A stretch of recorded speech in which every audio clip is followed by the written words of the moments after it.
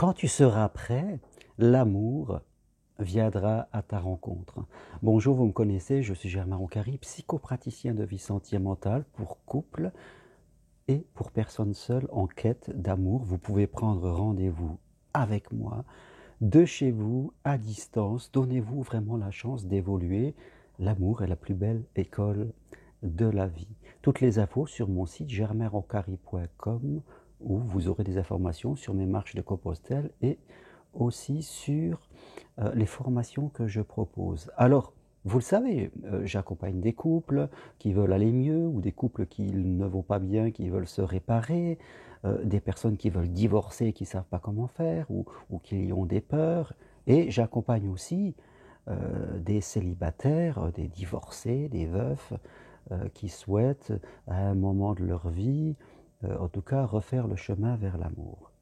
Ce que je constate, c'est que souvent, pour ces personnes seules, voire même pour celles qui sont en couple, elles ne sont pas prêtes à vivre, je dirais, un bel et grand amour, une relation qui va durer toute leur vie, si je peux dire.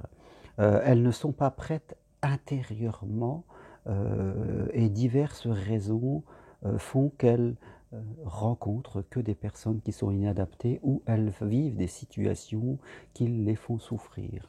Quelques exemples de choses qui font qu'elles ne sont pas prêtes. Elles ne savent pas vraiment ce qu'elles veulent. Elles sont ambivalentes, toujours portées par le oui, par le non, parce que je ne sais pas.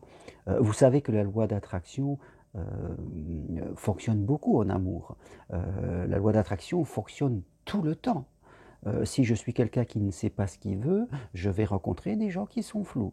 Si je suis quelqu'un qui est trop méfiant, je vais rencontrer des gens qui vont confirmer ma méfiance. Si je suis trop gentil, je vais rencontrer des gens qui vont toujours me demander, je vais être à leur service. Donc, d'une façon ou d'une autre, la loi d'attraction joue continuellement et vient je dirais, appuyer sur nos fragilités. Alors bien sûr, tous les gens qui ne savent pas ce qu'ils veulent, qui sont ambivalents, eh bien, ils vont être frappés de plein fouet par cette loi d'attraction, mais négative pour le coup.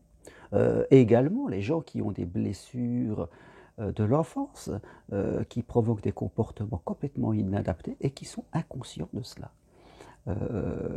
Comme je le disais, l'excès de gentillesse, la soumission, l'excès de méfiance, une vision trop rêveuse de l'amour. Voilà, souvent les blessures de l'abandon, blessures de la trahison, qui vont impacter la personne dans sa vie au quotidien. Et si elle n'a pas conscience de ses comportements, elle va bien attirer aussi des gens qui seront aussi dans des blessures, autres peut-être, mais tous les deux iront vers des relations qui seront très moyennes et qui vont finir par des ruptures dans la souffrance. Hein, comme on dit, le cactus rencontre la cactus. Donc c'est important, oui, les raisons qui font que les gens ne sont pas prêts, je reviens à ce que je disais, voilà, l'ambivalence, les blessures de l'enfance, et une difficulté aussi à aller vers l'autre par timidité, par peur, on reste dans sa routine. Et c'est vrai que quand on fait toujours la même chose, on a toujours le même résultat, comme le disait Gandhi. Donc ces gens restent dans la routine, et en faisant toujours la même chose, ils espèrent que l'amour viendra. Donc, il faut vraiment travailler sur soi, ces deux premiers leviers d'évolution amoureuse que j'appelle, c'est-à-dire être clair dans son esprit, travailler pour bien travailler la loi d'attraction, c'est la première chose que l'on fait. Avoir conscience de ses blessures de l'enfance pour pouvoir adapter ses comportements et ne plus attirer des gens qui ne nous vont pas. Et puis bien sûr, travailler l'amour à l'intérieur de soi, l'amour de l'autre, l'amour des autres, parce que c'est parmi ces autres qu'à un moment, je vais rencontrer quelqu'un. Donc voilà les choses simples, mais fondamentales et profondes qu'il faut faire pour, à un moment, être vraiment prêt à accueillir l'amour. Sinon, l'amour va passer au-dessus de vous, le vrai amour, et il ne va pas venir à vous parce qu'il sentira à distance qu'il y a quelque chose qui ne tourne pas rond chez vous.